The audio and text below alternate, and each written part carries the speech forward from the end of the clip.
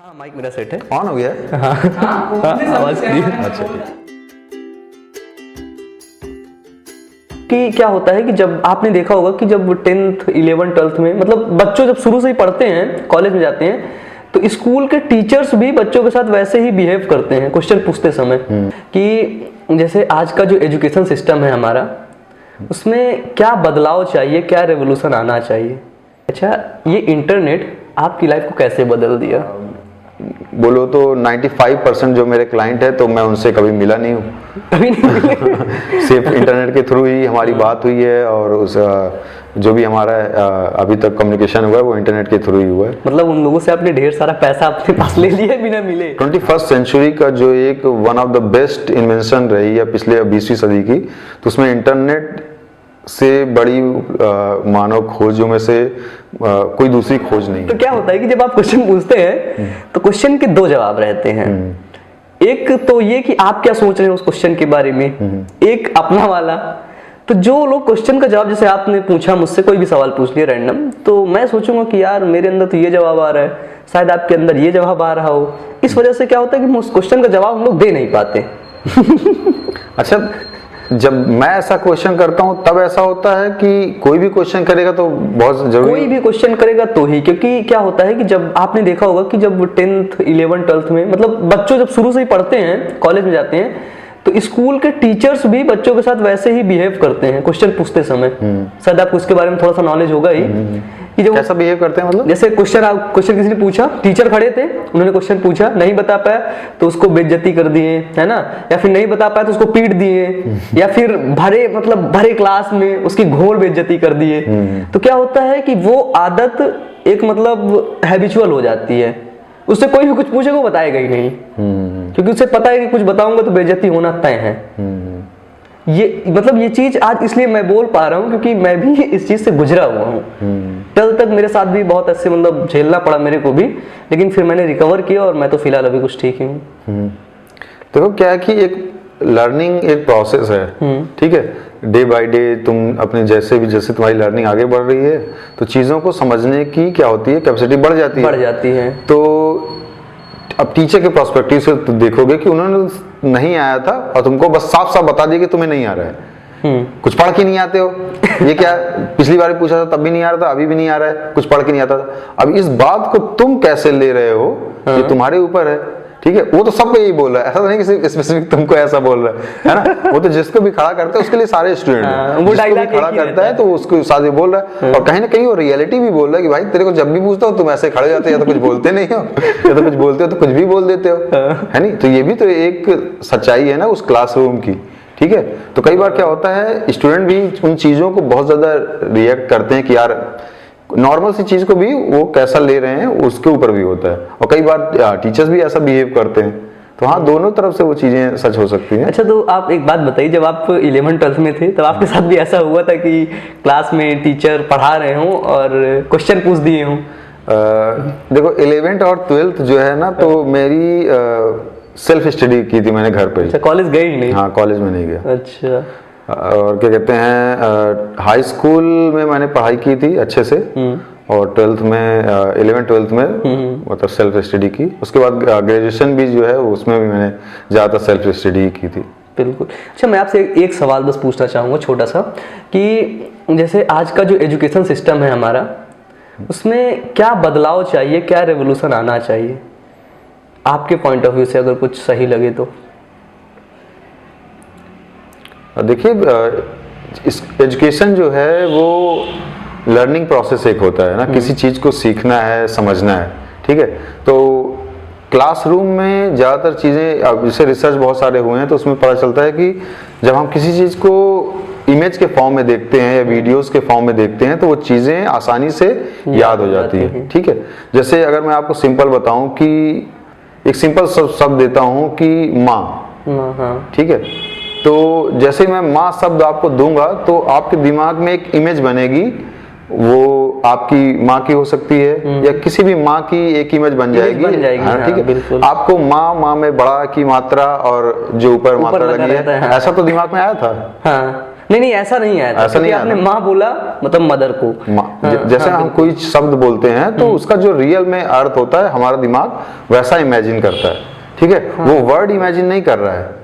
बिल्कुल बिल्कुल, मैं समझ पा रहा हूँ। जैसे ताजमहल, हाँ, जब हम ताजमहल अगर हम बोलेंगे ताजमहल, तो तुम ता में बड़ा की मात्रा, नहीं सोचा। माँ, हाला, ये नहीं इमेजिन करना हमें सिर्फ, पूरा इमेज आने क्योंकि हमें ताजमहल के बारे में जो चीजें पता है वो निकल कर आएगी, ठीक है।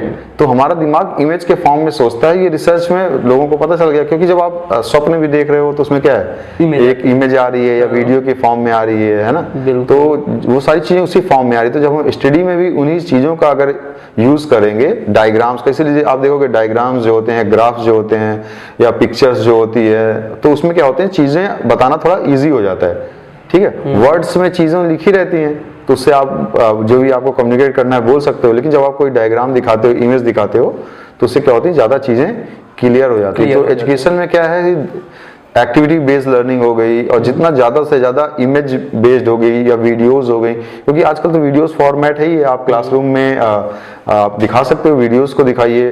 कहीं पे अगर सारे क्लासरूम में नहीं इन्वॉल्व कर सकते, तो अगर आपके पास 10 क्लासरूम है तो किसी एक क्लासरूम को आप डिजिटल बना लीजिए और सारे बच्चों को 1 by 1 उस क्लास में लेके जाइए। जरूरी नहीं कि हर क्लास में होना चाहिए। यहाँ तक कि अगर आपके पास सिर्फ लैपटॉप है तो आप लैपटॉप एक ले आइए और कुछ बच्चों को वहीं पे एक क्लासरूम को लैपटॉप में वो सारी चीजें दिखाइए। सारी चीजें दिखाइए, एक बार में नहीं दिखा सकते तो ग्रुप बना दीजिए, छोटे छोटे 10 बच्चों का, 15 बच्चों का, उनको आप वीडियोस दिखा सकते हैं। तो क्या है कि इकट्ठे भी नहीं दे पा रहे हो तो छोटा छोटा थोड़ा करके आप दिखा सकते हैं, ठीक है। 11th और 12th के बच्चे, मतलब 12th पास आउट होने के बाद जब निकलते हैं तब क्या होता है कि ढेर सारे ऑप्शंस रहते हैं, ये भी करना है, वो भी करना है, इधर भी कर लो, उधर भी कर लो, मतलब बहुत ढेर सारे ऑप्शन खुल ही जाते हैं।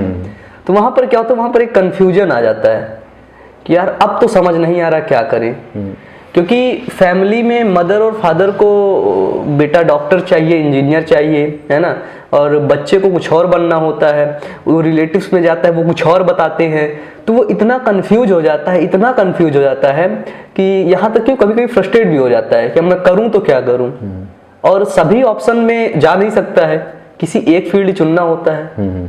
तो वहां पर वो उस मतलब वो कैसे आइडेंटिफाई करे कि मैं बस इसी फील्ड में काम करूंगा।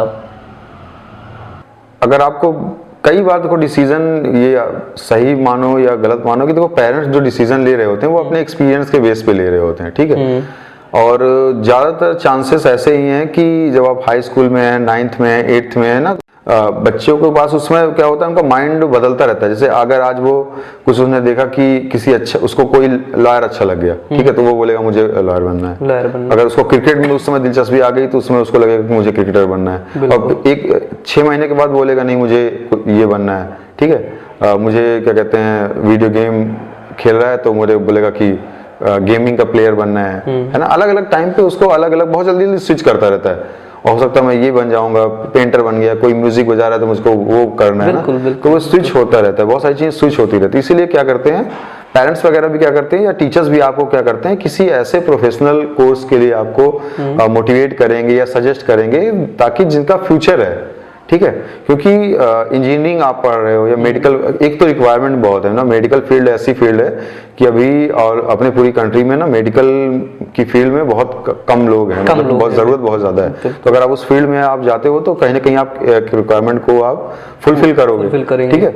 और ये बात है कि आप किस फील्ड में जाना चाहते हो, ये फिर या तो आप खुद से डिसीजन ले लो कि नहीं नहीं मुझे वही करना है, और आप उसमें अपनी ग्रोथ दिखाओ भी ना, कि बस बात करोगे कि मुझे इस फील्ड में जाना है, उसके बारे में नॉलेज करें, नहीं नहीं अभी लेंगे।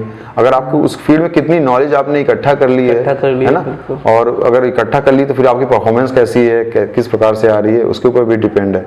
हो सकता है आपका 6 महीने बाद या 2 साल बाद मूड बदल जाए कि मुझे कुछ और करना है, लेकिन कम से कम आपके पास बैकअप में क्या रहेगी, एक अच्छी जो नॉलेज थी, एक कोर्स था या एक आपका ग्रेजुएशन की डिग्री थी या पीजी की कोई डिग्री थी, तो वो आपको लाइफ टाइम कम से कम यूज तो आएगी, क्योंकि अभी उस चीज का जरूरत है। अब साइड बाय साइड अगर आप स्किल भी अपनी कोई डेवलपमेंट कर रहे हो, डेवलप कर रहे हो, तो क्या है कि उसका भी यूज है ना। आप अपने समय निकाल के आप उन सब चीजों का भी यूज कर रहे हो। और कहीं पे आपको लग रहा है कि ये सब चीज़ें मेरे को फ़ायदा पहुंचा रही है और उसमें आगे मैं बढ़ सकता हूँ, तो आप उस चीज़ों को फिर कंटिन्यू कर लीजिए। अगर आपको कोई भी स्किल जैसे आप सीख रहे थे, इंस्ट्रूमेंट में सीख रहे थे या किसी भी फील्ड में सीख रहे थे, और आजकल तो अपॉर्चुनिटीज़ हैं बहुत सारी, इंटरनेट के ज़रिए में बहुत सारा है, तो आप उन सब चीज़ों को यूज़ कर सकते हो। तो एक बेसिक डिग्री, क्योंकि इससे आपकी नॉलेज बढ़ती है, एक्सपोज। अगर आप कॉलेज जाओगे तो वहाँ पे बहुत सारे अलग अलग फील्ड से अलग अलग स्टूडेंट्स रहेंगे, तो वहाँ पे आप सब देखोगे तो वो कहीं ना कहीं आपको फ़ायदा ही करता है, डिग्री जो आप लेते हो। बिल्कुल, डिग्री का आपको एक प्लस पॉइंट मिलता ही है आगे जा करके। अच्छा, कुछ पेरेंट्स का सपना होता है सरकारी नौकरी, क्योंकि आज आप देख रहे हैं सरकारी नौकरी का इस कदर क्रेज है कि वैकेंसी आती है 10,000 20,000 और फॉर्म भरे जाते हैं 10 लाख 20 लाख। तो सरकारी नौकरी के बारे में आपका क्या ख्याल रहेगा? क्योंकि हर पेरेंट्स को अपने बच्चे को बस सरकारी नौकर ही बनाना है ना, कि बस किसी भी तरीके से गवर्नमेंट जॉब लग जाए, और उनका एक सपना भी रहता है। रीजन क्या है गवर्नमेंट जॉब के लिए इतना लोगों को इनकरेज करने का या प्रेशर भी डालने का? क्यों चाहता है कि पेरेंट्स ये चाहते हैं कि मेरे बच्चे को हमेशा सुख ही मिलता रहे, है ना, काम ना भी करे तो भी उसको पैसे आते रहे। मैं मेनली रीजन यही समझता हूँ। नहीं, देखो ये बातें क्या है, पब्लिक के अंदर ये परसेप्शन रहता है कि सरकारी लोग कुछ काम नहीं कर रहे हैं और वहाँ सुख ही सुख है। ऐसा नहीं, बहुत काम होता है, काम बहुत होता है, लेकिन लगता तो है उस हिसाब से पेरेंट्स उनको इनकरेज ही तो करते हैं। नहीं, वो ऐसा नहीं है कि पेरेंट्स इसलिए बोल रहे हैं कि वहाँ पे काम नहीं है या क्या कहते हैं सुख ही सुख। एक देखो सिक्योरिटी वाला रीजन होता है कि अगर आप गवर्नमेंट एम्प्लॉय हो गए हैं तो बहुत ज़्यादा चांसेस हैं कि आप पूरा लाइफ जो है सेटल रहोगे, और आप एम्प्लॉय एक बार हो गए तो उसी में आप आगे बढ़ते रहोगे धीरे धीरे, स्टेप बाय स्टेप, और एक सिक्योरिटी रहेगा कि आपका लाइफ काफी सिक्योर है। सबसे ज्यादा मेन रीजन है गवर्नमेंट की तरफ को लेकर जाने के लिए, सिक्योरिटी पर्पज से, और जो कि अच्छा भी है। अगर आप लाइफ में एफर्ट कर रहे हो और मेहनत कर रहे हो और आपके अंदर एक विजन है, तो आप गवर्नमेंट एम्प्लॉय बनोगे तो लॉन्ग टर्म के लिए जाओगे। तो आप गवर्नमेंट सेक्टर को और प्राइवेट सेक्टर को, जब से इंटरनेट आया है तब से आप इन दोनों चीज को कैसे देख पा रहे हैं? इंटरनेट तो एक क्या है, टूल है। चीज़ों को आपने क्या कहना है कि कम्युनिकेशन का जब दौर था तो टेक्नोलॉजी ने क्या किया, इंटरनेट ने क्या किया, चीज़ों को विस्तार दे दिया, ठीक है, आपस में चीज़ों को कनेक्ट कर दिया। इंटरनेट क्या है, आपस में चीज़ों को सबको एक दूसरे से कनेक्ट कर दिया है, ठीक है। मैसेज आप कर रहे हो, दिल्ली में कोई बैठा हुआ है तो आपका मैसेज रीड कर रहा है तुरंत, है ना। तो इंटरनेट क्या कर रहा है, चीज़ों को आपस में तेजी से मूव कर दे रहा है, ठीक है। और आप प्राइवेट सेक्टर हो या गवर्नमेंट सेक्टर हो, वहाँ पे एम्प्लॉय काम कर रहे हैं, ठीक है, वो भी ह्यूमन बीइंग है, वहाँ पे भी ह्यूमन बीइंग है, वो एक ग्रुप है, ये भी एक ग्रुप है, तो एक ग्रुप ही है, एक ऑर्गेनाइजेशन ही है जो काम कर रहा है। अब क्या है, इंटरनेट या कंप्यूटर या पिछले 15-20 सालों से ये जो चीजें टेक्नोलॉजी बढ़ रही है, तो क्या है कि जो नई जनरेशन आ रही है वो इसका ज्यादा यूज कर पाती है, बिल्कुल, ठीक है। जो यंगस्टर हैं उन सबको इन सब टेक्नोलॉजी, क्योंकि वो टेक्नोलॉजी के बीच में ही पले बड़े हैं, तो उनको वो सारी चीजें यूज करना उनके लिए ईजी है। और जो पहले के जो एम्प्लॉय हुआ करते थे उनको थोड़ा सा टफ हुआ करता था, टफ हो गया कि वो फील्ड में काम कर रहे हैं, अलग अलग चीजों में काम कर रहे हैं, पर कंप्यूटर पे क्या काम हो सकता है, उसकी भी एक लिमिटेशन है ना। अगर रोड पे हमें रोड बनानी है तो डिजाइन हो सकता है कंप्यूटर पे, लेकिन बनाने के लिए तो रोड पे जाना पड़ेगा, है ना। तो फील्ड वर्क का एक अलग प्रोसेस है, और ज्यादातर कितना भी हो जाए, ज्यादातर काम तो हमें फील्ड पे ही जाके करना है ना, तो उसका एक अलग काम है। इंटरनेट से चीजें पहुंच जाएगी आपके पास, लेकिन उसको करने के लिए आपको फील्ड में जाना पड़ेगा, तो वहां पे भी वही कम्युनिकेशन है, आप फील्ड में कैसा वर्क कर रहे हैं, तो दोनों की इंपॉर्टेंस है, कैसा काम करते हैं। अच्छा, ये इंटरनेट आपकी लाइफ को कैसे बदल दिया, अगर आप इसे कम शब्दों में बताना चाहें तो? 21st सेंचुरी का जो एक one of the best invention रही है पिछले 20वीं सदी की, तो उसमें इंटरनेट से बड़ी मानव खोजों में से कोई दूसरी खोज नहीं है। या इंटरनेट को आप सिर्फ इंटरनेट के लिए नहीं देखो, ये एक बहुत सारे वर्क का एक प्रोसेस है, मतलब बहुत सारे वर्कों को मिला के जो है ये पूरा एक इंटरनेट बना हुआ है। और मेरी लाइफ की बात करोगे तो इसको अलावा तो मुझे नहीं दिखता कि मैंने लाइफ में और क्या किया है। मुझे याद नहीं आता कि मैंने इंटरनेट को अलावा अगर मैंने कुछ काम किया हो, क्योंकि तब 2000 के आसपास ही, 2000 के बाद से ही इंटरनेट का मैं यूज कर रहा हूँ, तब से यूज कर रहे हैं आप? मतलब ऑलमोस्ट मोर देन 15 ईयर्स, ठीक है। तो सब कुछ मैंने जो अच्छा सीखा, बुरा सीखा, सही देखा, गलत देखा वो मैंने इंटरनेट पे ही देखा, ठीक है। और इंटरनेट क्या है? इंटरनेट पे जो भी चीजें हैं, या बोलो कि कंप्यूटर पे जो भी चीजें हैं, वो रिफ्लेक्ट करती हैं ह्यूमन माइंड को।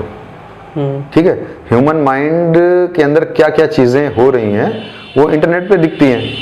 ठीक है, और इंटरनेट पे जो चीजें दिखेंगी वो इन्फ्लुएंस करेंगी अगेन ह्यूमन माइंड को, और उसको देख के फिर वो अपने सारे चीजों को एक्शंस लेगा और फिर वो दोबारा इंटरनेट पे आ जाएगी। या फील्ड में भी बोलो कि जो आपको आउटपुट दिखता है अपने आउटर वर्ल्ड में, वो भी आपका क्या होता है कि इमेजिनेशन होती है आपके माइंड की, वही आपको आउटपुट दिख रही होती है ना। तो वह इंटरनेट ने क्या किया है कि चीजों को बहुत ही आसान किया है और लर्निंग प्रोसेस को बहुत फास्ट कर दिया है, कम्युनिकेशन को बहुत फास्ट कर दिया है। जैसे कि मैं मेरी जितनी भी लर्निंग रही, तो वो चाहे सॉफ्टवेयर की लर्निंग रही हो और क्या कहते हैं, चाहे ट्यूटोरियल्स वगैरह जो होते हैं, वो सॉफ्टवेयर का जो ट्यूटोरियल्स होता है, तो मैंने वो इंटरनेट के थ्रू ही देखा।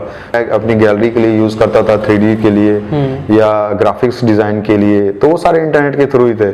जो हमने अपनी खुद की गैलरी बिल्डअप की, तो वो भी उसका भी यूज़ हमें, या उसका हेल्प तो हमें इंटरनेट से ही मिली। वहाँ पे बहुत सारे 3D मॉडल्स वगैरह थे, तो हमने पहले से उसे गैलरी में अपने स्टोर कर लिए।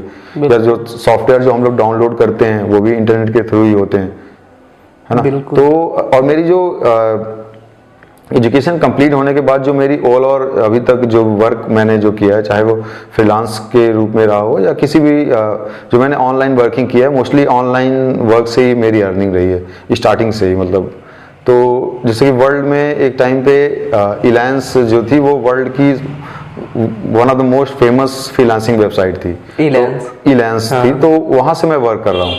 तो उसमें वर्क करते करते वो बाद में एक और कंपनी थी ओडिक्स, तो उससे मर्ज होके वो अपवर्क बन गई। तो अपवर्क पे अभी भी मेरा प्रोफाइल है और उसमें मैं काम कर रहा हूँ। बोलो तो 95% जो मेरे क्लाइंट है, तो मैं उनसे कभी मिला नहीं हूँ, सिर्फ इंटरनेट के थ्रू ही हमारी बात हुई है, और उस जो भी हमारा अभी तक कम्युनिकेशन हुआ है वो इंटरनेट के थ्रू ही हुआ है। मतलब उन लोगों से आपने ढेर सारा पैसा अपने पास ले लिया बिना मिले। हाँ, है ना। और इससे देखो, एक तो ट्रस्ट बहुत, जैसे पहले के टाइम पे क्या था कि आज के टाइम पे ट्रस्ट बहुत बढ़ा है। ठीक है, लोग एक दूसरे को ट्रस्ट, आप सुनने में भले आ सकता है कि किसी का भरोसा मत करना, किसी पे विश्वास मत करना, बिल्कुल। लेकिन असल में बोलचाल की जो भाषा होती है ना, और वो व्यवहारिक भाषा से बहुत अलग होती है। आपस में जो आप बात कर रहे होते हो सकता है कि वो कुछ और बात हो, और आप जैसा व्यवहार, आपका व्यवहार कैसा, बिहेवियर कैसा है, वो बहुत अलग होता है। अलग होता है, बिल्कुल। आपने कोई भी चीज परचेज कर लिया, 10,000 रुपए डिपॉजिट कर दिए, वो बोला कि आपके घर आ जाएगा, वो आ जाता है, हाँ। ठीक है। करोड़ों प्रोडक्ट डेली डिलीवर होते हैं, मतलब करोड़ों प्रोडक्ट डेली जो है डिलीवर होते हैं पूरे वर्ल्ड में, अलग अलग जगह पे। प्रोडक्ट सोचिए कितना रेवेन्यू होता होगा उसका। तो रेवेन्यू तो एक अलग मैटर है, ट्रांसपोर्टेशन हो रहा है, लोगों के बीच से जा रहा है, एक जगह से लेके दूसरी जगह तक जा रहा है, और एक बहुत बड़ा मतलब ट्रस्ट बिल्ड हो रहा है। ट्रस्ट बिल्ड हो रहा है ना। किसी लोगों को पैसे बाद में देने हैं, किसी लोगों को उसको पैसे बाद में देने हैं। ठीक है, आपने सामान मंगा लिया, अभी पैसा नहीं दिया है, डिलीवर हो जाएगा तब पैसा दोगे। तब तो आज के लिए यहीं तक। Thank you. मिलते हैं नेक्स्ट वीडियो में। Wish you all the best. Thank you.